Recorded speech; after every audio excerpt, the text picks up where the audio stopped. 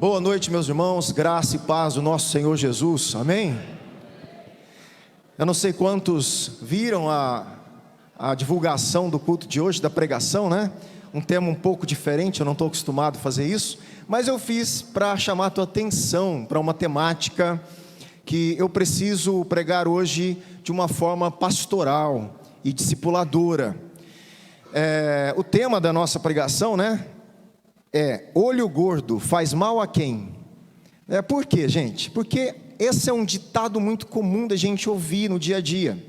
As pessoas com medo dessa expressão, olho gordo, né? No sentido da inveja, né? E as pessoas têm medo de estarem sendo prejudicadas por outras pessoas que têm inveja delas. E eu vejo esse temor no meio dos cristãos. E eu percebendo isso, até conversei recentemente com um casal, tive outras conversas com outras pessoas, ouvi esses termos recentemente em algumas situações, e eu falei, gente, eu acho que eu preciso trazer um ensino para a igreja, de como nos comportarmos a respeito desse assunto, biblicamente. Você tem que lembrar que quando você confessa que Jesus é o Senhor, o teu Cristo, o ungido de Deus, o teu Salvador, junto com essa fé vem um estilo de vida, vem um jeito de pensar, vem um jeito de ser no mundo. Então quer dizer que nós poderíamos pensar dessa forma antes de Cristo. Em Cristo não. A nossa forma de pensar, ela deve ser renovada, ela deve ser estruturada a partir do Evangelho, a partir da vida de Cristo, da obra de Cristo, da pregação dos apóstolos, da vida, da fé, da palavra. Então eu vou trazer aqui algumas reflexões a respeito disso. Eu peço que Deus me dê bastante sabedoria, porque tem muita informação, e eu vou tentar aqui desenvolver em pouco tempo isso, para esclarecer. Gente, olho gordo, inveja. Quando eu falo olho gordo, é a expressão popular da inveja, daquela pessoa que põe o olho no outro de uma forma ruim, né? Desejando o mal, tendo inveja do que o outro tem. A inveja produz atitudes invejosas, e às vezes as pessoas lançam, né, palavras de maldição, né? E nós ficamos com medo. Nós não, né? Eu, graças a Deus, não vivo esse temor, e eu vou explicar por quê. Quem que sofre com o olho gordo? Quem sofre com a inveja? Essa é uma pergunta, e a Bíblia, ela precisa nortear o nosso pensamento. Eu não estou falando que não faz mal em algum nível a inveja, mas para nós cristãos, ela não deve afetar a gente de maneira alguma, e nós vamos ver por que isso. Olha só que interessante. Lembra, eu vou tentar esclarecer algumas coisas sem ler por causa do tempo, alguns textos. Lembra da primeira, né, uma atitude dramática ali, absurda, né, de um homicídio causado por Caim. Caim, ele mata Abel motivado por um tipo de inveja. Então, o cobiçar o lugar, o jeito de Abel adorar a Deus, leva Caim a querer interromper a vida de Abel, matar o seu próprio irmão. Então olha só, gente, quando a inveja, ela é colocada em prática, em ações, é óbvio que ela atua e faz mal para as pessoas, é óbvio. Se alguém que inveja você, ele vai atrás de você e tenta fazer, sabe aquele transtorno da sua vida, vai atrás de um lugar, no seu lugar de trabalho, tenta te atrapalhar, é óbvio que essas ações, essas atitudes, elas causam em nós desconforto, sofrimento, um tipo de sofrimento que a gente tem que lidar com eles naturalmente. Mas olha só o que eu estou dizendo, eu não estou falando da inveja, só o olho gordo, aquela pessoa que só fala mal de você, que tem inveja de você, que lançou palavras contra você. Esse tipo de atitude, biblicamente, não causa mal para você. O que vai causar e vai fazer a gente lidar são pessoas que são movidas pela inveja e vão fazer coisas contra nós, que nós temos que arcar, lidar e agir diante dessas pessoas e dessas questões. Eu citei um exemplo aqui. A outra história muito interessante é a história de José. É uma história baseada em inveja dos irmãos de José. E aqui não tem como ler toda a história, mas eu quero destacar alguns pontos. Você lembra que José tem sonhos, não é isso?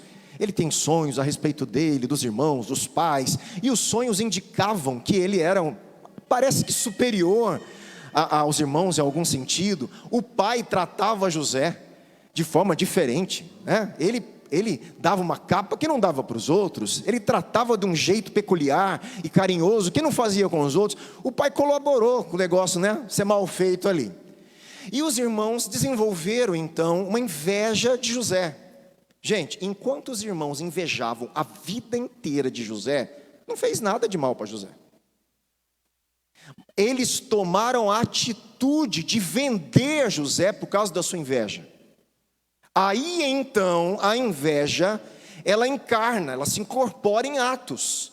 É óbvio que aí vai fazer mal. Mas gente, mesmo fazendo mal para José, atenção, por favor, não perca o raciocínio que eu estou falando para vocês. Tem coisas que eu falo para vocês, não tenho costume de pregar. Quem perdeu uma pregação sobre a morte, assista. Porque eu não tenho, né, costume de pregar só sobre a morte. Hoje eu estou falando do olho gordo, da inveja. Preste atenção, para você sair daqui entendendo como você vai lidar com essas coisas no seu dia a dia. Olha a noção de José diante do que os irmãos fizeram com ele, baseados na inveja que eles tinham. Eu quero ler Gênesis capítulo 45, versículo de 1 a 8.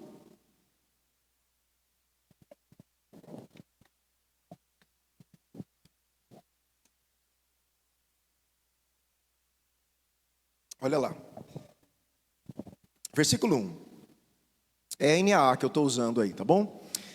Então José, aqui é o encontro dos irmãos com José, depois dele ter ido para o Egito, virado escravo, ser preso, sofrer, e depois ser honrado dentro do palácio, né, do império ali de Faraó, ser colocado como o maior governante depois de Faraó do Egito. Então depois de tudo isso, dele ter passado um bocado, gente, chega nessa situação, e ele encontra os irmãos que vão pedir ajuda para ele, que estão morrendo de fome. José tem o poder na mão agora de matar os irmãos. Você está entendendo o que eu estou falando? Ele tem o poder na mão de se vingar. Ele tem o poder na mão de falar: agora vocês estão fritos, vocês não vão sair daqui vivos. Ele é o grande governante de toda a região na época, junto com o faraó. Então José, não conseguindo se conter diante de todos os que estavam com ele, gritou. Olha só o quão ferido José estava. Ele grita e ele fala assim: saiam todos da minha presença. E ninguém ficou com ele quando José se deu a conhecer a seus irmãos. E levantou a voz em choro. Imagina o choro de tristeza, meu irmão, de lamento de ter sido vendido pelos irmãos, ter ficado longe do pai, né, da família, da terra dele. O quanto que ele sofreu. E ele aqui levanta o choro de maneira que os egípcios o ouviram, e também a casa de Faraó. E ele disse a seus irmãos, ele se revela: eu sou José, sou irmão de vocês. Vocês venderam por inveja, eu sou José. Meu pai ainda está vivo? E seus irmãos não lhe puderam responder, de tão assustados que ficaram diante dele. Mas é lógico, agora nós estamos fritos, José vai matar a gente. E José disse a seus irmãos: agora chegue perto de mim. E eles chegaram. Então ele disse: eu sou José, o irmão de vocês, que vocês venderam para o Egito. Agora pois, meu irmão, olha só a atitude de um homem de Deus. Você quer que inveja não norteie a sua vida? Nós precisamos ter o caráter de Cristo. Esse é o grande segredo, não tem outro. É a gente viver o evangelho de Cristo e estar em Cristo. Olha o que José fala: agora pois, não fiquem tristes, nem irritados contra vocês mesmos, por terem me vendido para cá, porque foi a preservação da vida que Deus me enviou adiante de vocês. José entende que eles não poderiam fazer nada com ele se Deus não permitisse e tivesse controlando a história deles. Você crê em Deus dessa forma? Você anda com Deus desse jeito, você tem medo de olho gordo, meu irmão. Se nós não entendemos isso, nós não vivemos com Deus. Nós não entendemos a soberania de Deus. Nós não entendemos a grandeza que Deus é. Nós não entendemos que nós fazemos parte de um plano de Deus nessa terra. Nós não entendemos que Deus está nos conduzindo dentro de um caminho para a vontade dEle, para a glória dEle, para a missão dEle. Estamos desconectados do Evangelho, da vida do Evangelho, por não entendermos nada ainda. José, apesar de não ter Cristo ainda, ele vive mais como um cristão do que muitos que já entendem quem é Cristo. E ele entende isso e ele diz assim, versículo 6, porque já houve 2 anos de fome na terra e ainda restam 5 em que não haverá lavoura nem colheita. Deus me enviou na frente de vocês. Deus enviou? Não foi os irmãos que venderam José? Cai a ficha de José, que Deus fez tudo aquilo para que ele se tornasse o governador do Egito e preservasse a vida da família, dos irmãos que o enviaram para o Egito, da herança de Deus, da onde viria o Messias.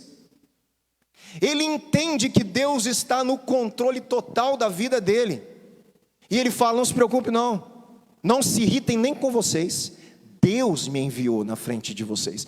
Vocês não sabem nem o que vocês fizeram. Deus usou a inveja de vocês para cumprir a vontade dEle na minha vida. Você entende Deus dessa forma? Você conhece Deus assim? Ou não temos medo de olho gordo? Irmão, pelo amor de Deus, será que vamos estar a vida na igreja pensando como ímpios? Será que vamos estar a vida na igreja pensando como gente que não tem Cristo? Deixando essas superstições do mundo nortear a nossa fé? Nós não podemos. Por isso que eu disse uma palavra hoje pastoral, de discipulado, de ensino. Apesar de ser domingo, né? Deus me enviou diante de vocês para que fosse conservado para vocês um remanescente na terra e para que a vida de vocês fosse salva por meio de um grande livramento. Versículo 8. Assim, não foram vocês que me enviaram para cá, e sim Deus. Deus usou a inveja dos irmãos e o ato absurdo e horrendo do pecado contra o irmão José para fazer a vontade dele na vida de José. Qual é o seu medo, meu irmão? Qual é o nosso medo? Viva com Deus. Isso aqui fique claro, por favor. A inveja, vamos prosseguir um pouquinho mais. A inveja, a cobiça invejosa, meu irmão, é uma quebra de um dos 10 mandamentos. Quem está quebrando a lei de Deus é o invejoso, não é você que está sendo o alvo da inveja. Quem vai sofrer as consequências da lei de Deus e da maldição da lei é quem tem inveja, não é aquele que está sendo invejado. Isso que tem na nossa cabeça é coisa pagã, não é coisa cristã. Porque quem vai pagar diante de Deus é o invejoso. É ele que está quebrando o mandamento que diz: não cobice a casa do seu próximo, não cobice a mulher do seu próximo, nem o seu servo, nem sua serva, nem o seu boi, nem o seu jumento, nem coisa alguma que pertence ao seu próximo. Quando essa pessoa cobiça suas coisas, põe o olho gordo em você, meu irmão, quem está quebrando a lei de Deus é ele. Olho gordo faz mal a quem? A quem tem o olho gordo. Biblicamente é assim. E eu vou mostrar para vocês ainda. Olha só em Provérbios 14, 13. Agora tem alguns textos, se quiser abrir, consegue rapidinho aí, a gente vai abrindo juntos, o pessoal lê. Provérbios 14, 13. Diz assim: o coração com saúde é a vida da carne. Olha que interessante, né? Coração bom é a mesma coisa, só que está em outra versão, né?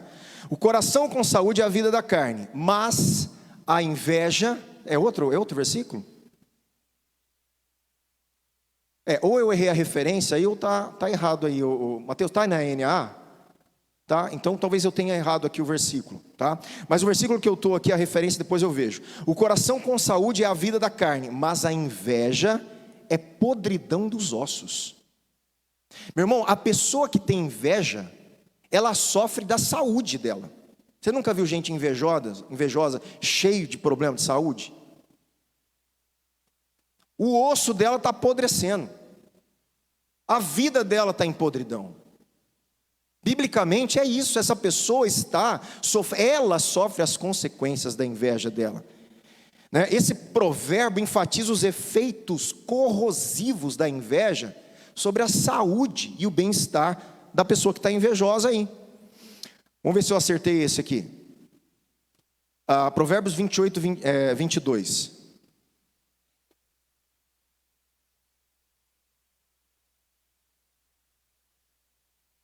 Isso, está em versão diferente, não sei porquê. Aquele que tem olhos invejosos corre atrás das riquezas, mas não sabe que a pobreza virá sobre ele. Então a pessoa que tem inveja da riqueza do outro, do bem-estar do outro, é ela, gente, que sofre as consequências. Então se alguém tem inveja de você, biblicamente é ela que está sofrendo as consequências, não é você. Você fica em paz diante de Deus.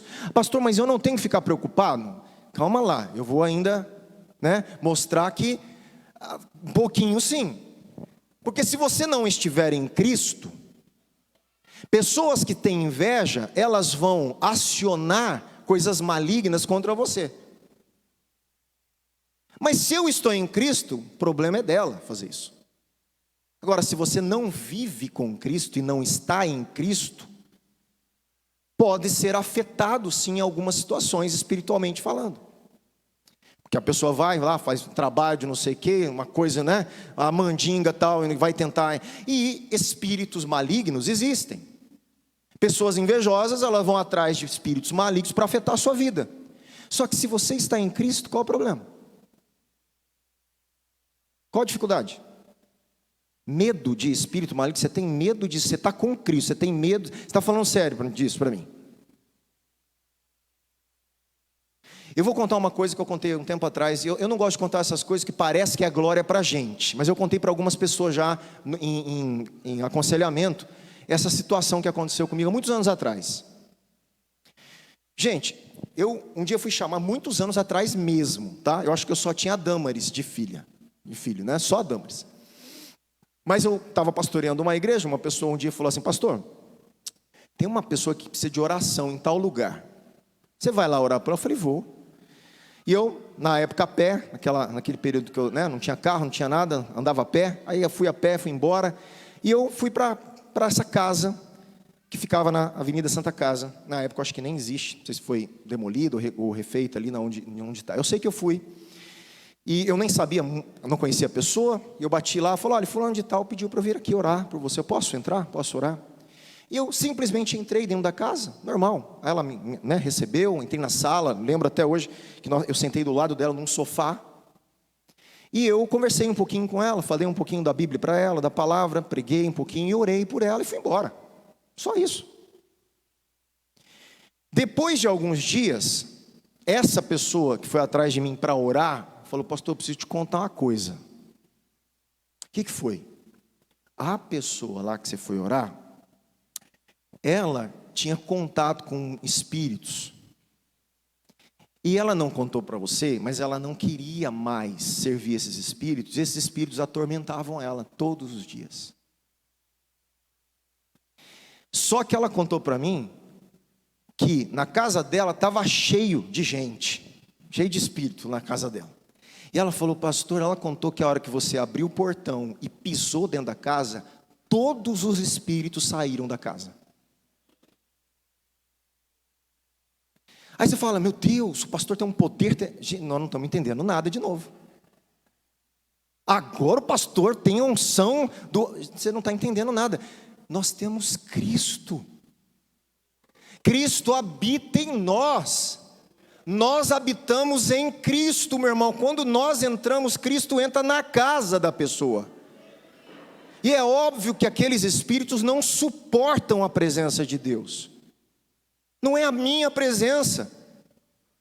É se eu sei quem eu sou. É se eu de fato acredito quem Cristo é.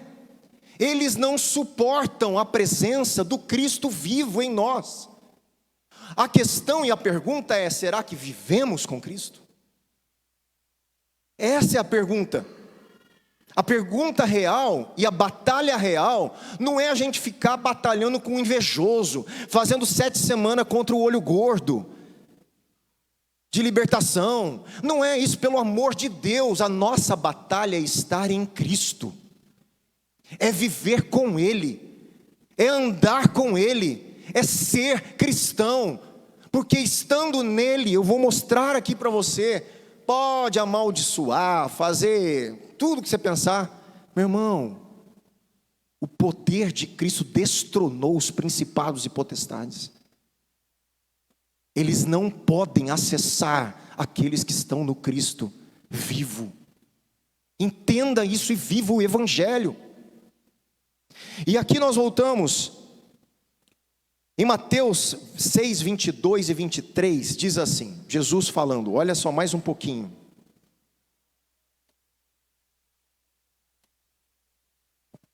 Mateus 6, 22.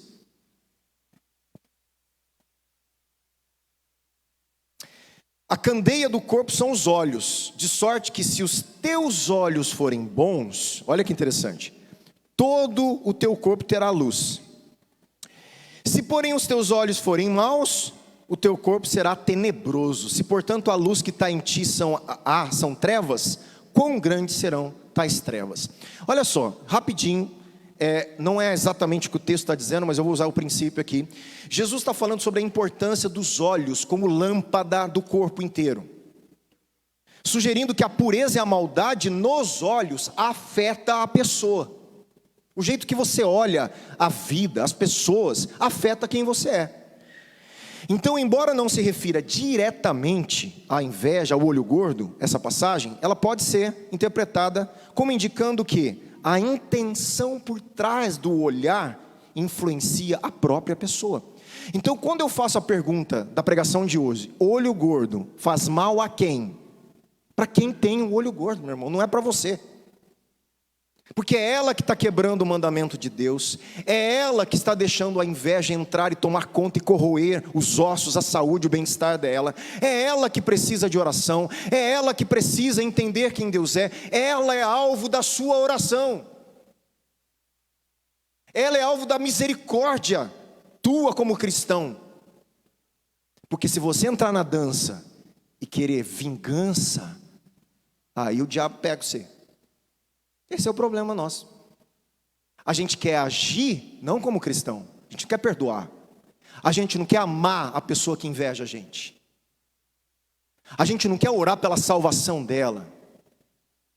Aí que é o problema nosso, porque nós não somos cristãos na reação. E aí a gente acha que é o olho gordo que está fazendo mal para a gente, é o pecado nosso, de odiar quem odeia a gente, de pagar o mal quem faz o mal, tudo ao contrário do que Cristo ensinou. De não perdoar quem nos faz o mal, de não orar pelos nossos inimigos, é o contrário. E a gente acha que é o olho gordo que está fazendo mal para a gente. Não é, meu irmão, é o teu pecado, é o meu pecado contra Deus. É isso que está fazendo mal para a gente. Olha só o que diz em Marcos 7, 21 a 23. Para encerrar esse bloquinho. Porque do interior do coração dos homens é que procede os maus pensamentos. Adultérios, prostituição, homicídio, furto, avareza, maldade, engano, dissolução, inveja, blasfêmia, soberba, loucura. Todos estes males procedem de dentro e contaminam o homem. A inveja vai contaminar quem? O invejoso.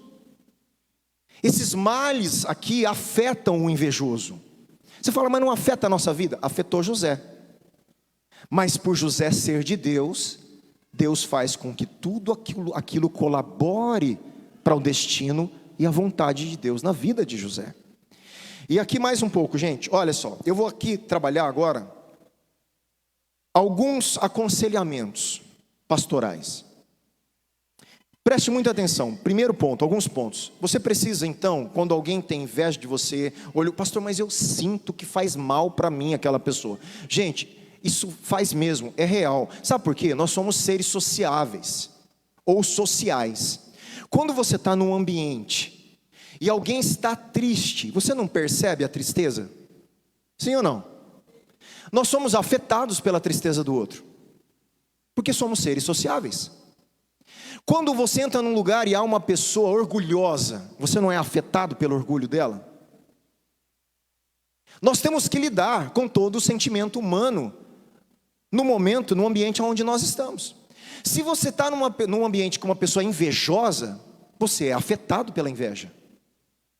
Afetado em que sentido? Você percebe, você sente o clima ruim, você sente aquela coisa ruim, daquela que a gente fala, aquela carga ruim, né? Aí vem os termos que a gente usa no dia a dia. A energia estava ruim mesmo, por quê? Não tinha alegria, tinha inveja, tinha tristeza, energia ruim, né? No senso comum aí falando. Tudo bem, só que isso não pode você ir para a sua casa e isso afetar a sua vida. Não. Você vai sentir isso naquele momento, porque aquela pessoa está ruim mesmo, espiritualmente afastada, com inveja, está com coisa ruim ali. É óbvio que a gente sente, assim como a gente sente outros sentimentos. Quando alguém está com raiva, não te afeta? Quando alguém está com ódio, você não sente? A inveja é a mesma coisa, porque nós somos seres sociais. Então o clima muda. Quando tem um clima ruim, todo mundo percebe, não é assim? Oxe, mudou o clima aqui, a gente tá pesado o clima. Lógico que está pesado. Por que está pesado? Porque é um clima ruim, de inveja, de ódio, de ira, de raiva. Aquele clima é um clima de pecado, é um clima que não agrada a Deus. Então afeta a gente. Primeira coisa que você tem que fazer, orar, buscar a Deus. Apresente a sua preocupação a Deus e confie que Deus protege você. Em Filipenses 4, de 6 a 7, diz assim: não andem ansiosos por coisa alguma. Um dia outra pregação, né, sobre ansiedade aí. Não andem ansiosos por coisa alguma, mas em tudo, pela oração e súplicas e com ação de graças, apresente seus pedidos a Deus, gente. Você está preocupado daquela pessoa que está com inveja, falando mal de você, que está amaldiçoando você? Está essa preocupação? O que você tem que fazer? Apresente essa preocupação diante de Deus. Confia nele. Simples assim. Peça, faça o que Jesus te ensinou a orar. Pai, não nos deixes cair em tentação. Livra-me do mal. Jesus ensinou o caminho para o mal não tocar na gente. Orar, clamar ao Pai, levar essas coisas em oração. Pai, me livra do mal, me livra do maligno, me livra das pessoas más, com intenções más. Me livra, faça a tua vontade, cuida de mim. O Senhor é meu Pai, o Senhor está cuidando de mim. Meu irmão, quando a gente vive assim, descansar assim em Deus é muito bom. Isso é o verdadeiro vida com Deus. Ponto 2, renova a sua mente com a palavra de Deus, gente. Estudar e meditar na Bíblia para fortalecer a sua fé. Quando fala lá, revistam-se da armadura de Deus, para você poder ficar firme contra as ciladas do diabo, né? Gente, isso não é, pelo amor de Deus, isso não é um misticismo.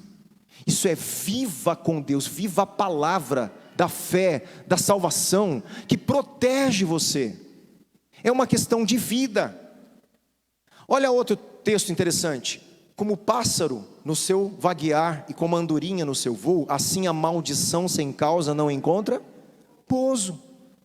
Estão me amaldiçoando. Tem causa para a maldição assentar na tua cabeça? Você está dando causa para ela? Não, então não pode. Pode ter 1000 maldições contra mim. Eu estou em Cristo. 3, confie na proteção de Deus. Lembre-se das promessas de Deus. Aquele que habita no esconderijo do Altíssimo. à sombra do Onipotente, descansa. Não é para o Salmo 91 ficar aberto lá na sua casa, amarelando a página, estragando a Bíblia ali, porque você acha que ele aberto vai afastar os espíritos malignos. Superstição, crendices, não tem nada a ver com a Bíblia isso, com Deus, crendices. As pessoas vão criando esses mecanismos. Eu vou contra o olho gordo, põe fitinha num braço não sei o que, aí põe patuar não sei o que para o olho gordo não pegar. Não, isso é coisa do mundo, coisa pagã, não tem nada a ver com Deus. Viva em Cristo e com Cristo e acabou. 4, perdoar. Aqui é um problema sério. Perdoar e amar os inimigos. Isso protege você contra a inveja. Viver em Cristo. Você sabe que alguém está invejando você, quer o teu mal? Abençoe ela. Peça a Deus oportunidade para pregar o evangelho para ela. Esse é o maior amor cristão, pregar o evangelho. Falar de Cristo, para que ela seja salva. Ela precisa de salvação, ela precisa de Jesus, do Salvador dela, amando e perdoando a vida dela e mudando a vida dela. Isso é atitude cristã. Fazendo isso, não tenha olho gordo, meu irmão, que pegue você não. Pode ficar tranquilo, em paz. Agora, se você está com raiva dela e desejando mal para ela também, aí não posso prometer nada não. Posso não. Porque aí já não é cristão, aí já não está em Cristo. Então a nossa proteção é viver com Jesus. É isso que eu quero que vocês entendam, né? Essa noite aí, tá? Perdoar e amar. Perdoar e amar não quer dizer, isso aqui é importante também, que talvez, né, soe isso. Perdoar e amar não quer dizer que a gente precisa conviver com aquela pessoa. Tem uma pessoa que inveja você e você sabe disso. É bom ficar no mesmo lugar que ela, convivendo? Não, né? Você não está obrigado a ficar nesse espaço, convivendo com gente que traz um ambiente ruim para você. Não é isso. Amar e perdoar não é isso. Amar é quando ela precisar da sua ajuda, você vai estender bondade, mesmo ela fazendo mal para você. Você vai estender graça, misericórdia, você vai orar por ela. Mas isso não quer dizer que você tem que ficar amiguinho, gostar dela e conviver. Inclusive tem um provérbio que diz assim, não comas o pão do invejoso, nem cobice os seus delicados manjares, porque como imaginou no seu coração, assim é ele. Ele te diz, come e bebe, mas o seu coração não está com você. Olha que interessante a sabedoria popular de provérbios. O invejoso fala assim, vem comer na minha mesa, vamos comer comigo, né? Come, bebe, mas o coração dele não está com você, ele está desejando mal. O que o provérbio está dizendo? Gente, assim eu não vou comer e beber, eu não me assento, e eu não vou misturar minha vida com essa pessoa. Mas eu não vou deixar de amá-la, no sentido de desejar a salvação dela, o bem para ela, a bondade de Deus. É uma tensão, né, que fica aí, mas é exatamente isso. Viver em comunidade nos protege. Viver como igreja de Cristo nos protege, gente. Envolver em uma comunidade cristã. Por quê? Porque é o lugar onde o Espírito Santo se manifesta, onde um ora pelo outro, onde está cuidando, zelando pelo outro, onde nós podemos contar com esse amor cristão, com o cuidado pastoral. O estar na comunidade, vivendo o evangelho comunitariamente, nos protege. E aqui eu quero lembrar da nossa identidade em Cristo, para irmos para o final aqui, para a conclusão. Então, atenção aqui, lembrar da nossa identidade. Em 2 Coríntios 5, diz assim, não precisa abrir, Mateus, por causa do tempo. Portanto, se alguém está em Cristo, é nova criatura, nova criação. As coisas antigas já passaram, eis que surgiram coisas novas. Gente, o nosso jeito de viver em Cristo não é mais as passadas. Não é baseado na lei, nas maldições, nas coisas que aconteceram. Agora é em Cristo. Ele nos salvou, Ele tirou a maldição da gente, Ele nos perdoou, né? Nós somos novas criatura. E em Romanos 8 diz assim: que diremos, pois, diante dessas coisas? Se Deus é por nós, quem será contra nós?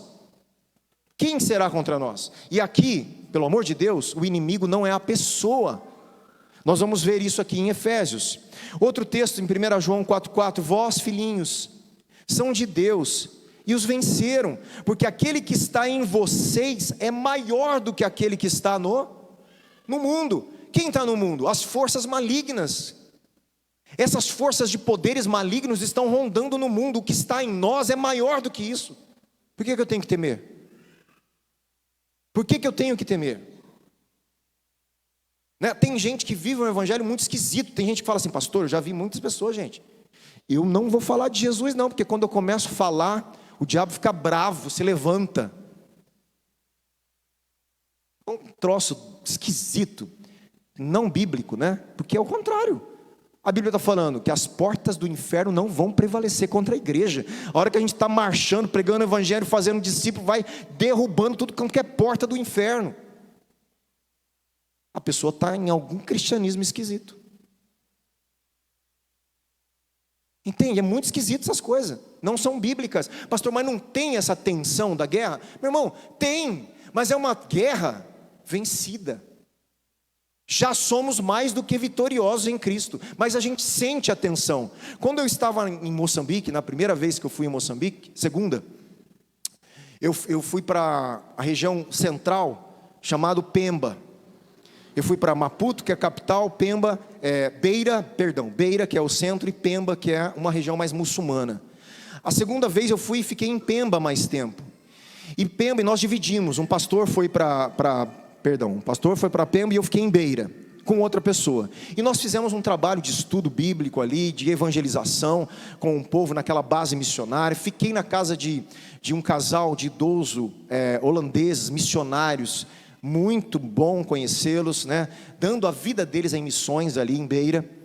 E eu tive um dia muito interessante, que eu senti uma batalha espiritual muito forte.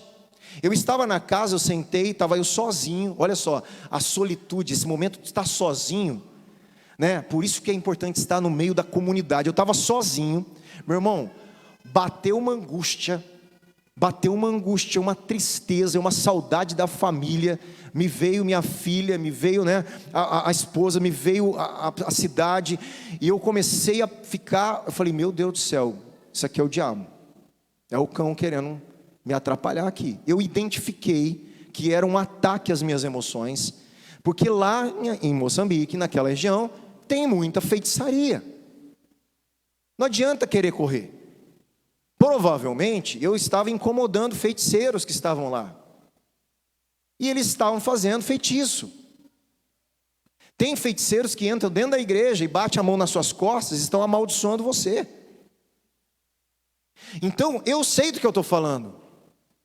E é óbvio que eu senti que existia uma guerra, que eu estava no meio de uma guerra e estava tentando afetar minhas emoções pela questão da saudade. É o único lugar onde ele estava conseguindo me afetar. Mas eu percebi que existia essa guerra. Eu resolvi rapidinho, adorando a Deus, meu irmão. Simples. Sentei, botei uma cadeira para o lado de fora da casa, para não ficar naquele ambiente sombrio da casa escura. Falei: deixa eu ir para fora. Estava no pôr do sol. Olhei para o pôr do sol, meu irmão, comecei a cantar sozinho e adorar Jesus. Aqueles sentimentos começaram a ir embora. Deus começa a tomar o lugar de novo. E a alegria volta e estabiliza de novo quem você é. É simples assim. Leve em oração, não precisa nem expulsar demônio, não precisa expulsar nada. Eu comecei a adorar Jesus. Ele simplesmente se faz presente e estabiliza toda a emoção. E me deu vitória ali. Eu continuei minha caminhada naqueles dias pregando o evangelho. Não vou recuar, meu irmão. Ele está comigo, ele deixa a gente perceber o quanto ele é poderoso. Em Números 23, lembra de Balaque e Balão? Lembra de Balaque? Balaque, um rei que Israel era inimigo, né? Aí Balaque falou assim: já sei, vou contratar Balaão para amaldiçoar Israel. Foi assim a história? Aí ele vai lá, Balaque, Balaão, o negócio é o seguinte: aquele povo lá, ó, eu quero que vocês amaldiçoem aquele povo, que eu quero acabar com ele. Eles são meus inimigos. Aí Balaão vai tentar amaldiçoar o povo de Deus. E a hora que ele vai amaldiçoar, ele abençoa. Aí Balaque fica bravo, mas eu paguei você para amaldiçoar aquele povo, você fica abençoando. Vai lá de novo. E aí Balaão fala assim: como eu posso amaldiçoar a quem Deus não amaldiçoou? Meu irmão, você tem medo de ser amaldiçoado? É sério isso? Você que foi abençoado por Deus? Quem pode amaldiçoar o que Deus não amaldiçoou? Como posso pronunciar ameaças quem o Senhor não quis ameaçar? Dos cumes rochosos eu os vejo, dos montes eu os avisto. Vejo um povo que vive separado e não se considera como qualquer nação. Quem pode contar o pó de Jacó a número da quarta parte de Israel? Morra eu a morte dos justos e seja o meu fim como o deles. Versículo 11: então Balaque disse a Balaão: que foi que você fez? Eu o chamei para amaldiçoar meus inimigos, mas você nada fez senão abençoá-los. Meu irmão, quem pode amaldiçoar o que Deus não amaldiçoa? Quem pode amaldiçoar o que Deus abençoa? Ninguém. Essa é a consciência que nós cristãos devemos ter e viver essa verdade. Meu irmão, quem tem poder para amaldiçoar se Deus te abençoa? Se você está em Cristo, abençoado, vivo, salvo. E aqui para terminar, eu quero ler esse texto sim, Efésios capítulo 1, versículo 3.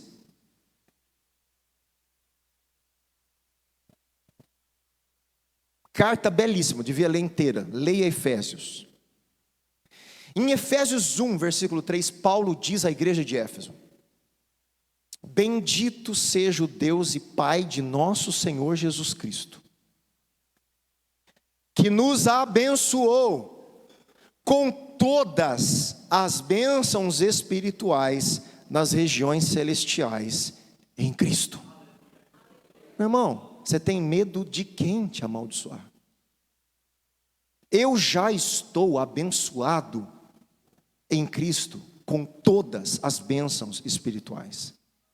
Essa é a realidade de quem vive em Cristo. Essa é a realidade de quem está salvo e entende o Evangelho e a vida do Evangelho. Essa é a nossa realidade. Portanto, a hora que você vê uma guerra, faça uma coisa: sujeitai-vos, pois, a Deus. Resistir ao diabo e ele vai fugir. Ele vai fugir. Chegai-vos a Deus e ele se chegará a vós. Limpai as mãos, pecadores, e vós de duplo ânimo purificai o coração. Viva em santidade, viva com Deus, esteja em Cristo, resista à maldade, não caia nessa cilada de deixar seu coração se encher de ira, de raiva, de ódio por ninguém. Aí está a sua proteção. Você não precisa ter medo de olho gordo nenhum, porque ninguém pode amaldiçoar o que Deus abençoa. Ninguém. E para encerrar, devemos, portanto, confiar em Deus, orar, renovar nossa mente com a palavra, perdoar, amar nossos inimigos e viver em comunidade. Essa é a batalha espiritual que nós vencemos o mal. Aqui está a nossa vitória. E lá quem está estudando Apocalipse está vendo. A nossa vitória está em perseverar até o fim, em ser fiel a Cristo. Essa é a nossa vitória, que vence o mundo, que vence o mal, que vence a inveja, que vence o olho gordo, que vence maldições, porque nós estamos em Cristo. Então, a única pergunta que você tem que fazer essa noite é: eu estou em Cristo? Essa é a pergunta.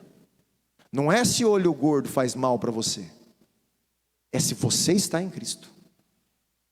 Porque se você não estiver em Cristo, algumas coisas sim afetam a nossa vida. Mas quem está em Cristo já está abençoado, e ninguém pode amaldiçoar. Já está. Estamos num mundo que tem sofrimentos, tensões, aflições, tem coisas que acontecem, sim. Eu sei que tem algumas dúvidas, talvez que surgem numa pregação como essa. Eu não consigo lidar com todas as questõezinhas aqui. Se tiver, pode me mandar lá no meu WhatsApp, eu tento responder por vídeo. Pode mandar, pastor, mas isso? Pastor, mas isso? Pode ir lá, porque eu sei que fica um monte de coisinha na cabeça de muitos. Pode mandar, que eu vou responder. Mas o norte hoje é: não tenha medo dessas coisas, porque você tem que saber quem você é em Cristo. Você é filho de Deus, guardado em Deus, protegido em Deus. A pessoa que tem inveja de mim, eu tenho que ter misericórdia dela, meu irmão, porque ela está quebrando a lei de Deus, ela está causando mal para ela. Ela precisa de Cristo, ela precisa de salvação. Eu não preciso lidar com a mesma moeda. Eu posso abençoá-la, eu posso orar por ela, em nome de Jesus. Sejamos cristãos de verdade e de fato, no nosso dia a dia. Esse é o convite essa noite dessa pregação, amém? Vamos adorar a Deus, vamos colocar em pé, vamos orar.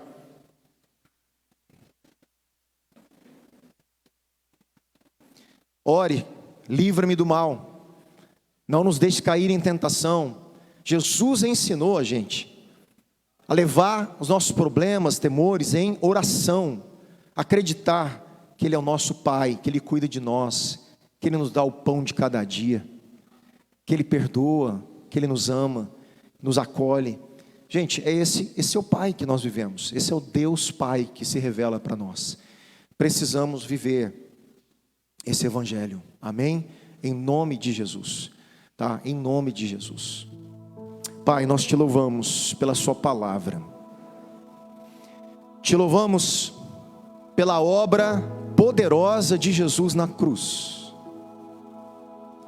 de no seu sacrifício, no seu sangue perdoar os nossos pecados, lavar e purificar a nossa vida diante de Deus, e na sua ressurreição ser entronizado sobre todas as coisas, sobre todos os poderes visíveis e invisíveis, sobre todos os poderes do cosmos. Jesus está sobre todos, e todo joelho se dobrará diante dele, porque o poder pertence somente ao Cordeiro de Deus ressurreto.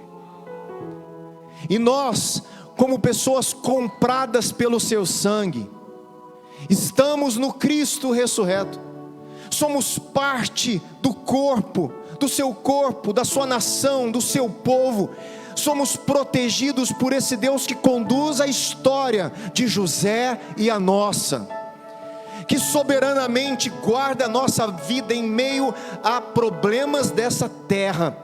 Há invejosos contra nós, há pessoas que nos odeiam, pessoas que nos perseguem. Senhor, ajuda-nos a viver como Cristo viveu, e saber que o Senhor cuida de nós, e que ninguém e nada pode nos amaldiçoar se Deus nos abençoa. Se o Senhor decreta bênçãos espirituais e totais sobre a nossa vida, se o Senhor nos coloca numa região celestial, protegido pelo próprio Cristo, verdadeiro, ressurreto, vivo, poderoso, como cantamos hoje, poderoso ao que está sentado no trono. A Ti a nossa gratidão, ajuda-nos a viver de uma maneira que a gente tenha consciência do poder que o Senhor tem sobre todas as coisas, que nada foge ao seu controle, que o Senhor está sentado no trono, assentado no trono, para todo sempre, um trono que não é ameaçado por nem principados, nem potestades, nem poderes humanos, espirituais, nada. Nós te agradecemos por isso, por essa verdade, em nome de Jesus, Pai. Nós vamos adorar, mas tem um ditado que Lutero um dia disse. Ele falou assim, que o diabo é como um cachorrinho na coleira de Deus. Esse é um ditado de Lutero. Ele entendeu que o diabo, para aqueles que estão em Cristo e para Deus, é um cachorrinho na coleira. ele só pode ir até onde Deus deixa, e só pode fazer aonde Deus permite. Meu irmão, não acredite nessa coisa, que o diabo tem o mesmo poder no patamar de Deus, pelo amor de Deus. Entenda o Deus que você serve, o Criador do céu e da terra, o grande e poderoso do universo, que criou esse ser chamado diabo, que se rebelou contra Deus, mas que só pode continuar vivendo porque Deus o mantém vivo. Ele é uma criatura que subsiste porque Deus permite. Entenda isso. Por isso, estar em Cristo é ter vitória sobre o mal. Viva isso de todo o seu coração. Viva essa vitória em nome de Jesus. Vamos adorar.